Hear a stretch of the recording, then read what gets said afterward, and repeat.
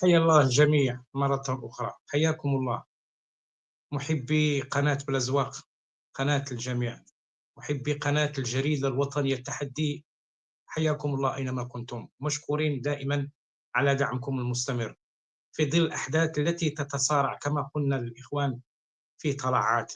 الوقت يتصارع وأحداث ربما ضاق الخناق على العالم الآخر الذي يعيش آخر لحظاته الإخوان. هذه بشهادة الجميع، بشهادة حتى الجزائري نفسه. اليوم هو في واحد المرحلة دقيقة، إما أن يخرج من هذاك القمقم بسلام، وإما أن تختلط الأمور عنده، لأنه ما عندوش أساسات، لأنه ليس دولة، كلها أمراء حرب. أستاذي الكريم حياك الله، عندي لك واحد السؤال اللي هو مهم وخطير جدا في ظل أن التاريخ يعيد نفسه، وأن هذا النظام الخبيث كما سبق وأن ذكرنا وكان يهدد، اليوم هو يحضر خطة أخرى لطرد المغاربة كما فعله في المسيرة الكحلاء كما نسميها. فهو نظام كاميكاز كما يقال، وآخر شيء هو الانتحار بالنسبة له. حيا الله الجميع.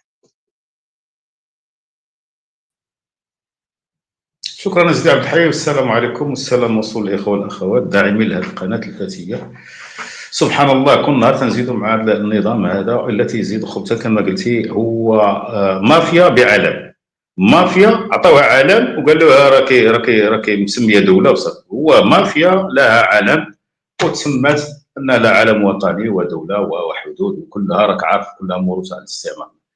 مؤخرا الناس ديال عبد الحي صادق البرلمان الجزائري على واحد القانون ديال التعبئه العامه. هو راه كنا هضرنا عليه واحد الوقت، تعبئه عامه دا اللي كيخصهم، كانوا يحضرون الحرب. التعبئه العامه كلها كذا تعبئه وكذا، وهي تسخير موارد الدوله الماديه والمعنويه شي حد باش يتصداو لاي طريق، اي طريق مثلا نجا يتصداو ليه، معليش حتى لهنا ما كاين مشكل. لكن انا واحد البند هو اللي استفزني شويه وتوقفت عنده، هو البند خطير جدا، تيقول اللي اصبح لزاما على كل مواطن جزائري ساكن معاه، دقيق معايا مزيان، ساكن معاه او بقربه مواطن اجنبي من دوله معاديه. هنا توقفت، بحيث الابلاغ يبلغ عنه اجهزه الامن، والا سيتعرض المواطن الجزائري الذي لم يبلغ على من يسكن معه بجواره وهو جنسيه اجنبيه لدوله معاديه للجزائر، يتعرض لعقوبات من 6 شهور الى 2 سنين وغرامه 135 اورو.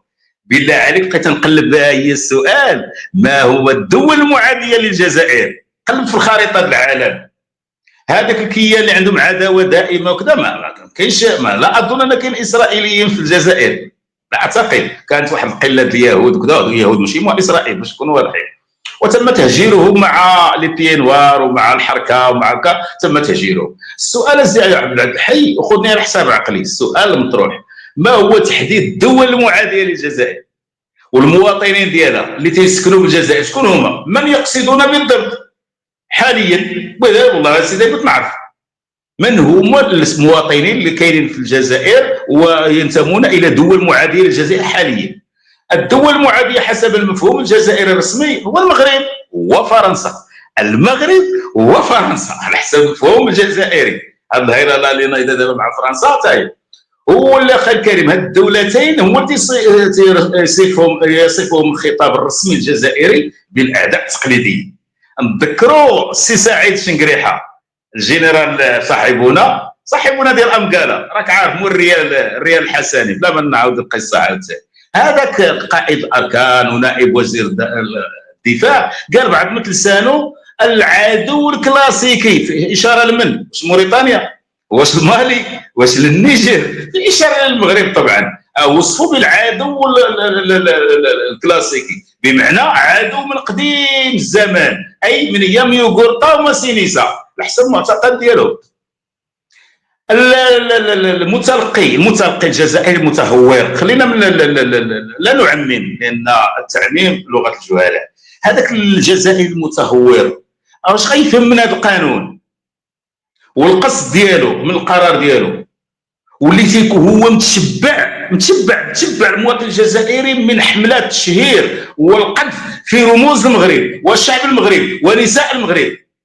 اذا رساله النظام واضحه تحريضيه بحته، يا ايها كذا وكذا شرحتوا كذا نوضوا بلغوا على المغاربه وكذا. هذا اللي فهمت انا. هنا لابد باش نوضحوا سيدي عبد الحي فيما يخص اصحاب الزواج المختلط. الناس مزوجين جزائريات والجزائر مزوجين مغاربه وكاينين تما بالله عليك. ولا مشترك الانساب مثلا يذهب الزوج الى الكوميساريه والى مخبر الدرك ويخبر عن زوجته المغربيه والعكس صحيح. شتي الهزاله كي دايره، شتي فين وصلوا الناس. يمشي الكوميساريه السلام عليكم عندي واحد الزوجه ديالي راه مغربيه، راه حتى يتلافى العقوبه باش ما يمشيش الشهور ديال الحبس الى سنتين. تصور من 6 اشهر الى سنتين، ثم يمشي عاوتاني والعكس صحيح كما قلت، ولا يخبر عن ابناء العمومه ديالو ولا الخؤوله ديالو. والله العظيم السي عبد الحي هذا الموقف يذكرنا بقانون الابارتايد وقانون النازيه. ها هو ساكنين هذوك، راك عرفت هذيك الجاليه اللي كانت ديك الساعه تم اضطهادها فيما يسمى محرقه كذا وكذا. ها هم نفسها اخي الكريم. كاين الابارتايد كي جرائم النازيه. تخبر الشرطه عن مواطنين في وضعيه سليمه، راه براقهم كاين اللي معتمدوش على الحراقه. هذاك نقاش اخر خاضعين القانون ديال فيينا حتى نهضرك دابا الناس مجوجين عادي تمشي تبلغ عليهم كانهم يسمى بانترديت سيجور، بحال اللي ممنوعين من الاقامه. انا اول هذا المصطلح ما فهمتوش سيدي عبد الحي، والله العظيم قرات شي الاجانب كاع ديال العالم ما كانش هادشي تمشي تبلغ على مواطنين كاينين حداك حتى لو كانوا حارقين سيدي عبد الحي. حينئذ هناك قوانين دوليه للتحميل، هناك اخي الكريم قوانين ديال فيينا تتحمل هكذا تجمعهم. راك عارف هذا مسطر الترحيل وكاين بزاف ديالهم. بالله عليك الموقف ديال قربت الايام اخي الكريم، قربت ديك الايام ديال الجيران خوفا من العقوبه غادي يهرولون الى مراكز الامن والدرك ليخبروا عن المغاربه خاصه، ما يخبروش عن الفرنساويين. الفرنسيين عايشين تما في احياء راقيه وكذا وشركات.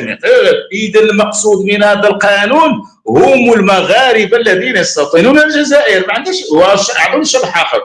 بجريمه ديال اخي الكريم وذكرتنا بجريمه طرد 350 الف مغربي ومغربيه 1975 نفسها كوبي كولي نفسها اخي الكريم. ونذكروا هنا وكان فيها بعض الجزائريين حتى لا نعمم يقولون للشرطه ها المروكي ها في سكن المروكي دخلوا هو، وقالوا الاخوه ضحايا الترحيل التعسفي قالوا كان المواطنين الجزائريين هم الذين يرشدون الشرطه والجيش لاخراجنا من دورهم.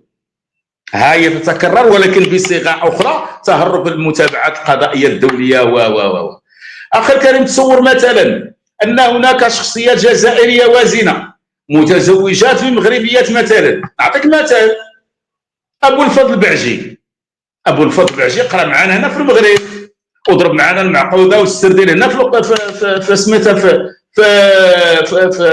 في القصبه، وضرب معنا في كذا حدا البحر، تزوج مغربيه.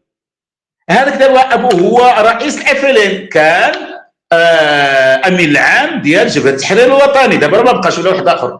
بالله عليك دابا خصو كل 6 شهور يمشي يخبر بالزوجه ديالو. بغيتي نفهم برك والله سيدي بغيت نفهم. يقول لي ايوا عطاوها الجنسيه، لا تقول لك ان الجنسيه ماشي الجنسيه كذا، اذا راه مغربيه الاصل. ابو الفضل بعشي متزوج بمغربيه شئنا ام ابينا، وكان طالب هنا في المغرب، وكلا في القريعه وكلا في الرحيبه، عفوا في الرحيبه حضر بحال تما ضرب المعقوده وسكت راه الناس شفناه ماشي كاع عاودوا لينا. اذا الموقف ديال هاد الناس كيف سيرد بدوره؟ يمشي للمركز ديال الشرطه ويخبر عن المواطنه الزوجه ديالو يقول لهم هي ساكنه معايا. انا ما فهمتش لبلد تنتمي الى بلد عدو، واش اللي هو المغرب بطبيعه الحال. في هذا الوقت سيدي عبد الحي التي تحصى فيه انفاس المغاربه الجزائر. شحال من مره ناوي قلنا للمغاربه اللي ما عندوش شي كذا يرجع لبلاده او يهاجر الى بلاد اخرى. كما قال الراحل القنصل العام ديال المغرب اخي الكريم فهران اننا في بلد عدو. سي حفظ الله يرحمه راه مات وكان قنصل في سويسرا على ما اعتقد او هولندا وشي من القبيل. وفعلا بلد عدو. واش كي دار العدو؟ انا والله ما فهمتها. بلد عدو باش نكذبوا؟ هو بلد عدو. قطع عليك الجو. تصور تقطع مثلا الغاز مثلا ولم تجدد هذيك الاتفاقيه ديال الغاز الزايد الحي، عرفتي الهدف ديالها؟ ويقطع عليك التريسينتي لا في الصناعه والمستشفيات المغربيه. تقطع التريسين تاع المستشفيات يموتوا الناس حتى يدير لك البلبله في المغرب. هذا هو الهدف. ولكن كاين مساخه الوالدين، المعاول ديال الاعداء الامه المغربيه كاين معنا، هم الذين يسهلون ويحرضون و فهذا الوقت زياد الحي اللي تحصل في انفاس ديال المغاربه بالجزائر شي بعضين معانا تيحرضوا على الفنانه ديالهم. بالله عليك جيب لي انا السيكتور وما ادراك ما السيكتور. واش قد سالوا عنا حنا الفنانه ديالنا ولا تيعيشوا في الشوماج؟ اصاحبي تجيب لي السيكتور وما السيكتور. واخويا السيكتور الدار البيضاء جيب لنا جوج عاوتاني جزائريين. واش ما بقاوش ديالنا؟ واش ما بقاوش الفنانه اللي تيعيشوا في بطاله دائمه؟ انا ما فهمتش اخي الكريم. نحن في هذا الناس النظام عدو معاه وتجيب ليه ديالو هذا فلان وعلان يدير الباكيه ديال الفلوس ويزيدوا في حالهم. او واش ما كيفاش زعما واش ما عندناش كوميديين زعما بحال هما تيعيشوا في العطاله؟ انا ما فهمتش هاد المنظمين هادو. الاخرين جايبين لنا جوج عاوتاني الدار البيضاء وزيروا معنا شويه، شاركوا معنا شويه الاكسجين المغربي الله يرحم الوالدين. السيكتور اخويا السيكتور راه كاينين الناس ديالنا جاتهم الانف على بلادهم وموجودين يخدموا اخي الكريم. او جوج عرضهم في الدار البيضاء واحد جايبينه السعيديه. او كيفاش زعما؟ واخويا السيكتور صحيح. والاولياء لابناء بلدنا سي عبد الحي. عمرك شي فنان مشى عندهم عرضوا عليه قال له جيت دير هذا سبيكتاكل؟ والله ما تشوفها بالله. شويه النف معنا ولا زيروا معنا شويه. هاد المنظمين ديال الحفلات وكذا زيروا معنا شويه الله يرحم الوالدين. راه الفنانين ديالنا سي عبد الحي الكوميديين والممثلين راهم عايشين في عطاله، هم الاولى بالسعيديه، هم الاولى بالدار البيضاء قبل اي واحد اخر كريم. بلدي هي الاولى ومن بعد يجي اللي بغى يجي اخر كريم. اسمح لي على الاطاله. صحيح والله هذا الكلام عاوتاني درتيه فيها استاذي. انا نقول هاد ولاد بوترعه عندنا الداخل عندكم عاطفتكم شحال من خطره قلنا لكم قضيه ديال هاد التعبئه العامه راه دارها بخروبه. واش نسيتوا شهادات حيه جابوها وجبناها الاخوان حول كانوا كيبلغوا كيبندوا النظام تقول لي المغربي اللي كلا معاه وشرب و350 الف نفس العدد اللي مشى للمسيره الخضراء كانوا دارسينها وطردوهم في يوم عيد الاضحى. وكان ولاد بوترعه مختلطي الانساب كانوا هما اللي كيشيروا عليهم بلا ما يديروا التعبئه العامه. هما واجدين تعبئتهم العامه من ايام بوخروبه. اما هادو اللي شارد لكم العاطفه بزاف خاصه الناس ديال السعيديه واش هذوك الناس بردوا لكم خليتوهم تهناو في القبر ديالهم هذاك اللي ديال الكره وغيره ومازال عندكم الوجه انكم تستقبلونهم حتى اللي تيدرعوا بالسده العاليه بالله راه ماشي هذه راه سياسه. هذا خطاب كان للخارج. نحن نستثني اهلنا في البشار نقول لهم صبرا البشار انا عائدون ان شاء الله الصحراء الشرقيه. لكن هاد المغاربه هادو اللي شاد لكم العاطفه وكانكم لا تعيشون معنا وتضرعوا بالكلام ديال السده العاليه بالله. السده العاليه راه خصك تكون مغربي تعزف على الزبيبه وتذوق حلاوتها، ولكن انتم مستحمرين كذلك تعيدون الكره مره اخرى خاصه الناس السعيديه. جيب لي السيكتور والنيكتور تعشقون البعر ديال هذا البعر. والله اصبحنا نعيد حساباتنا معكم وهل تعيشوننا تتنفسون نفس الهواء ديالنا ولكن لا حياة لمن تنادي. هناك من يعيش بيننا وقالها الأستاذ محمد وقلناها في الطلعات واتضحت لنا بعدما كشفناهم وخرجناه الجردان من الجحور. كشفنا أن هناك معممين، هناك زرعت بخروبة عندنا في الداخل وزرعت السفيه الولي السفيه بالداخل. عندنا هذه المسائل التي لن ينالوا شيئا لكن كما قال الإخوان خطاب للناس السعيدية وغيرها. راه هاد الناس راه لا يرجى خير فيهم. راه جربناهم سنين وسنين والعشرية السوداء وموقع في السعيدية ومواقع في العرجات. ألا تستحون؟ ألا تنتهون؟ الكرة عندكم في الملعب تبينوا هل أنتم فعلا عندكم النفس ورجال يا أهل السعيدية وبركان وغيرها اللي أساءوا إليكم. أما إذا تسامحتوا معهم صافي هنا ربما غادي نغسلوا يديكم علينا حتى حنا. أستاذي الكريم شكرا لك، شكرا للإخوان المتتبعين. إخوان اللي مازال ما شافش الفقرات ديالنا دخلوا ودعموا وشاركوا وحتى نصل بهذه القناة إلى المبتغى.